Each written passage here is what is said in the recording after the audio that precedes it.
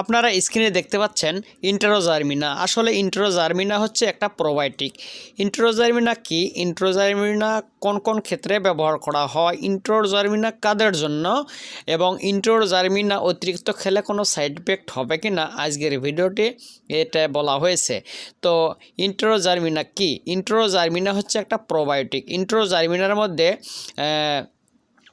বিশেষ করে প্রোবায়োটিক অর্থাৎ উপকারী ব্যাকটেরিয়া, যে ব্যাকটেরিয়াগুলো মানুষের হজম শক্তিতে উপকারে আসে, লুজ মোশনে উপকারে আসে, পাকস্থলীর পীড়াতে উপকার হয় আর কি।